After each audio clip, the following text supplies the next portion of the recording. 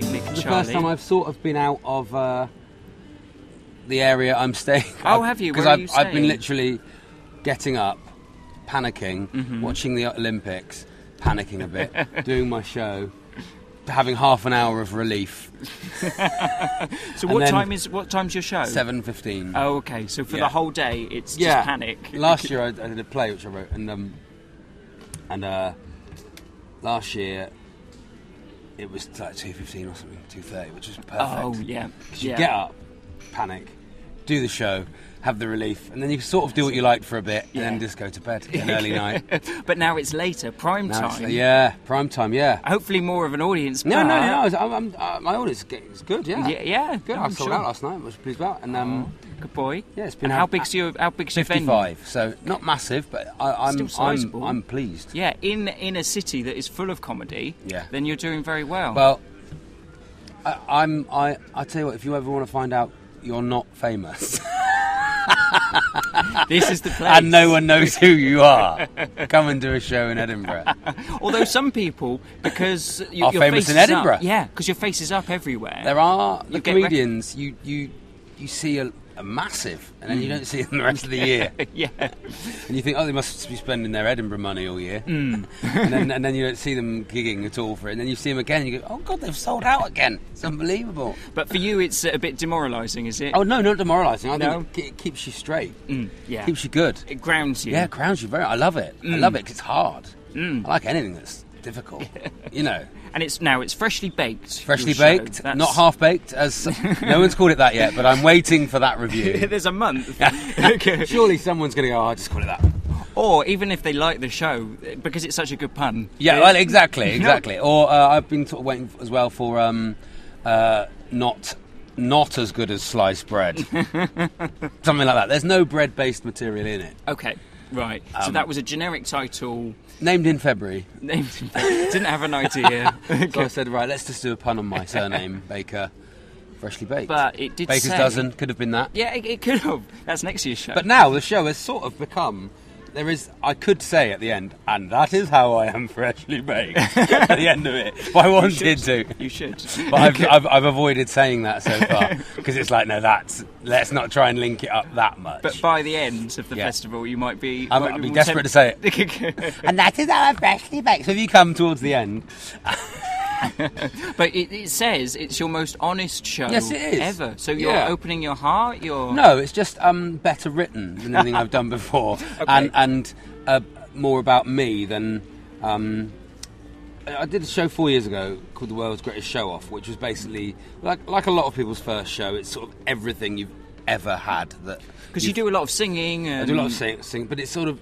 Because I've done a lot I do a lot of clubs, and I love doing clubs, and I see that as really important way of doing comedy, and that my first show was sort of everything I'd ever done in a club, basically.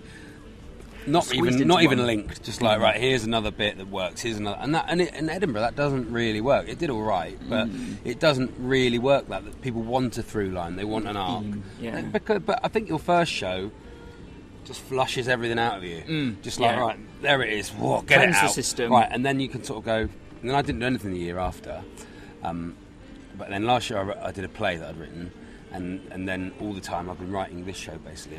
So it's, and piecing it together has been, I've loved it. I've absolutely loved it, and it's made me realise the way I want to write for the next few years. So it feels like a complete piece. It's definitely a piece. Yeah, it's definitely a piece, and the difficulty of it is what is the joy of it, and is what is the art of it, I suppose. You know, I'm a confident person, and it's about that. It's about lots of different things, the show, but I am confident I can go out on stage and try and make people laugh. That's why I've done well as a compere or a warm-up man. You know, I've done loads of stuff like that. But I just feel like I can go out on stage and go, "Well, here's my coffee. Thank you, waitress. Thank you." Thank you. So I've always felt like I can go on and sort of and sell it. Yeah. And I think if you have those skills of being able to sell it and make lots of things funny, your writing sometimes maybe isn't as strong as it should be. And with this, I've tried to concentrate on don't don't. You know, I'm still selling it, you know. Yeah. But I think the writing's a lot stronger in this. So it's actually written. You physically. Yeah, I've physically written it down, and because I didn't with the lot. I don't do that a lot, and it links, and there's an art and there's a through line, and it's a bit more soul bearing. I've had a really good life so far. Yeah. You know, it can all go wrong tomorrow with 2 phone calls. You know, but I was loved as a child, and, and my parents like me. Yeah. And I've not had any, touch wood, any huge tragedy in my life. You know, so I've not got that to draw on. Okay. Which seems to be the makings of a lot of Edinburgh show. Yeah, so I'm a pretty happy, confident person. So you have to just try and find comedy in other ways. And what I've enjoyed is going, right, let's look at stories. Just taking stories from my life that I've never really seen comedy in before, and trying to write jokes around them. Yeah, so you're picking a theme and you're thinking, okay, so what's the funny angle to this? I did a half marathon, you know. Oh right, yeah. I did a half marathon, and I thought, right, well, there must be no one seems to have. Doing a run, I think, is just a funny thing to do. I just think it's a funny thing to do. People running around in shorts for no reason in a street. So I think that's a comedy situation. So I must be able to write jokes. I've been writing scripts as well. Yeah. And so to try and write jokes in scripts, you have to find jokes from almost anything. Yes. So to try and do that with stand-up as well has been I've just been trying to use those skills that I'm learning doing that. Suddenly in my stand-up, it's a good discipline, I think, isn't it? Because it's forcing you to write. You know? Well, it's good, and I've done the odd panel show and stuff in the last couple of years, and you're not doing your act on those. You're given examples of what they're going to ask you, sort of more or less in advance, not only 24 hours in advance, but you still have to come up with jokes on those subjects, and I've been able to do that. So it actually sort of focus my mind and kick my ass a bit on, right, take stuff from your life and be able to and look for jokes in that now, you know, which of course is obvious, but it's such a big thing to do, be a stand-up, such a big job, such a difficult job that you don't see what you're doing. This is why people say it takes 10 years to get to even half know what you're doing, and I've been doing it 7 years, and you go, yeah, I can, and of course when you're new, you go, no, I know what I'm doing, look, they're all laughing, it's fine, but to get any sort of longevity out of it, and any craft out of it, and to get any more personal satisfaction out of it, then you have to look for those things and make it a bit richer and a bit deeper. And you feel like you're getting there now, I feel like I'm moving towards it, yeah. I feel like it's a richer, deeper laugh, you know, than a but also I've started to worry about the truth a bit less. Yeah. So I've started to look for the joke rather than. Okay. Which is something, not to name drop. I did a tour support one night for Jack D. Yeah. Who's the nicest man in the world, and I was just talking about comedy in Edinburgh, and he said, "Oh, don't worry about the truth." And that made me go, ding, great, okay, good. Jack D said it. So, it's fine. If he's saying it, he's amazing. And he's had the most amazing career and is the most brilliant comedian. So I think, right, well, okay, great. Well, let's look for how you make a situation funny rather than make the truth funny. Some people will go, no, it has to be the truth. Tell the truth. But I'm more of an entertainer than that, you know. I'm more of a. That's your job, isn't it? Here I am, yeah. You know. Well, I see it very much my job as, and as much as I try and back away from that. That is what comes out. So I'm talking a lot. I've not even had a coffee. It's all right. No, don't worry. You can have a sip because I was going to ask you about you did a play last year. Now, what was that? It was called Wedding Band. Because I was a wedding singer. Right. Because you are, a trained jazz singer. Is it? I'm not a trained jazz singer. I'm just a jazz singer. Having just sang jazz all my life. You just got it. Sort of what my show about Freshly Baked is about is being the sort of child that dances and sings in your face. You know those really popular ones? I know the ones. You know the really popular children. Being one of those and trying to reconcile that as an adult, I suppose. Right. And wondering why I didn't have a large circle of friends. You know.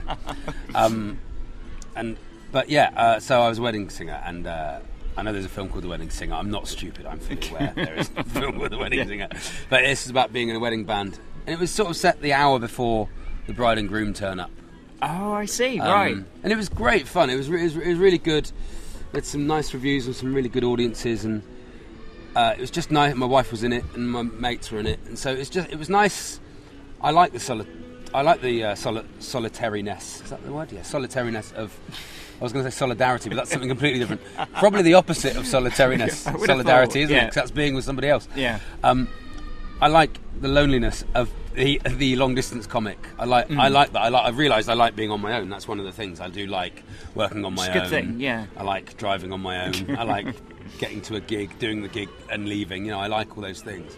So that part of the job doesn't bother me. But to be in something I'd written with my mates, it was a lot easier in a way. Which, going back to doing a show now, unless you've got someone in, you sort of come off and you go, right, I don't really know how that went, because I've got no one to go, how was that? So you end up like asking your technician, who doesn't really care, you know, because that's the 9th show they've seen that day. It's like, yeah, all right, needy. It was fine.